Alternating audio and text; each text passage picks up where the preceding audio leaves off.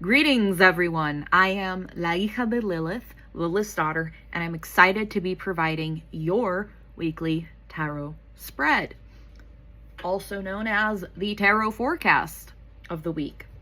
So, for those of you who are just jumping on, I do these weekly spreads with some light astrology incorporated into it. So it's a holistic tarot reading. I am more of an intuitive reader. However, I incorporate technical aspects into it. So without further ado, from January 19th to about, January 24th. One thing for you all to know. So we are transitioning into Aquarius season. So Aquarius, for those who are unfamiliar, is the penultimate, second to last sign in the zodiac. Aquarius is all about, it's about the, as I call it, like the humanitarian sign of the zodiac. Aquarius is all about revolution. Aquarius is all about newness. It's about innovation. It could represent technology, but it can also represent movements and all about that. It's a very exciting, electrifying sign. And it also is historically represented under Saturn as well.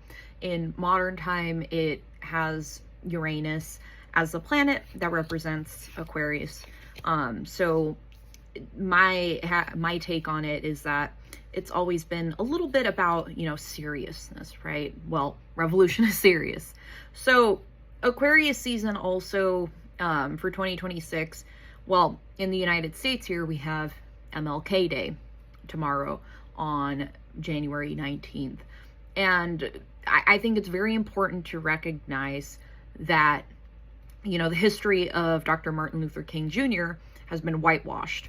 And a lot of people, quote certain things that Dr. King said, but they're whitewashed, right?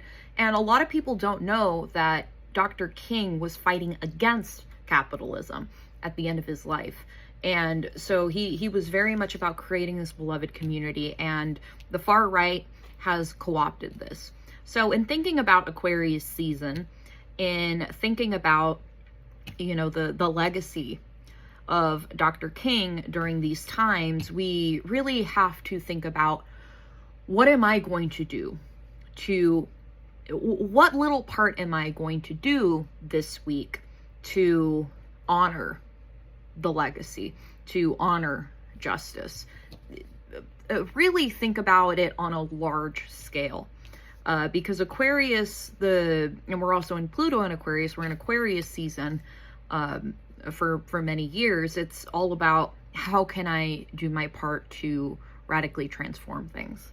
So as far as the weekly spread of the week goes, we have Page of Cups, we have Seven of Wands, and we have Queen of Wands reversed. So what does this mean? This means, given all of that, the first part of the week, we're going to have Page of Cups. So Page of Cups is a card that is very much about honoring our inner child. It's about really that youthful feeling of emotion. It's about like what makes our heart feel alive. And when it's about one-on-one situations with people, it can be like that early crush feeling. So when thinking about artistic stuff, it's about like, what gets my inner child happy.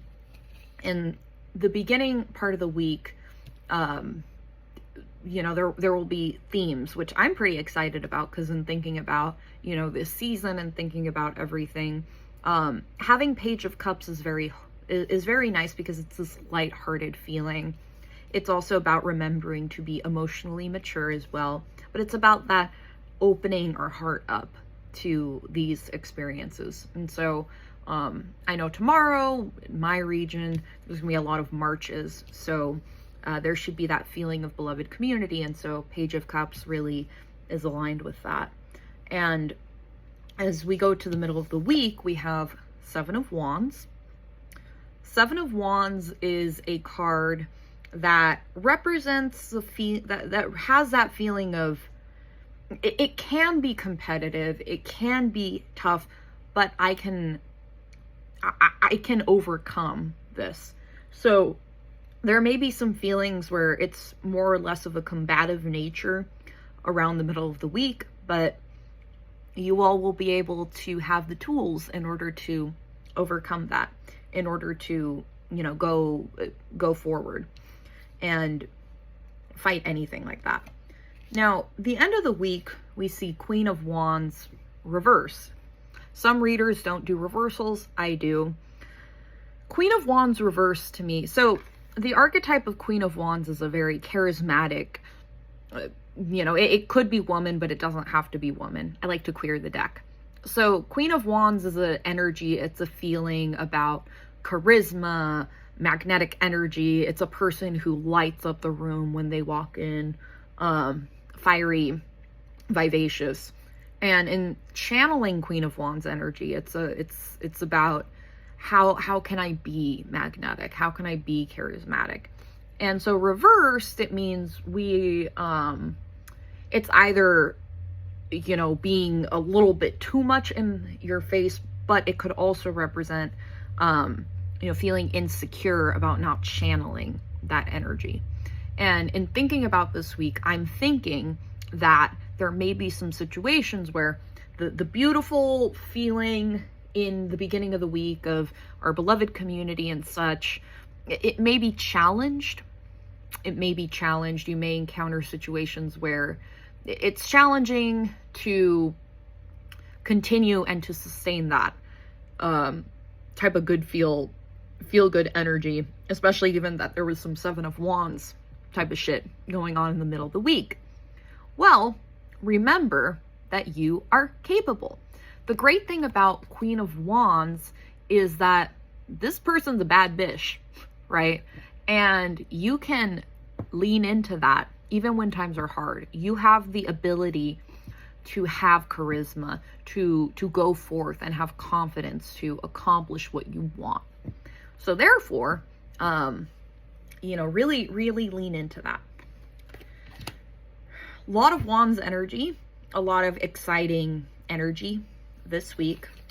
So remember that, right? Remember to really think about, what can I do? What can we do to lean into the feeling of, you know, progressing humanity, progressing and progressing forward, and being true to that, being honest, and being able to move forward and know your worth, know your power. You have the ability to do that. You can challenge. You can channel the Queen of Wands. So much love, and remember to stay blessed, stay righteous, and stay badass. I love you all. I hope you all have a great week, and see ya next week.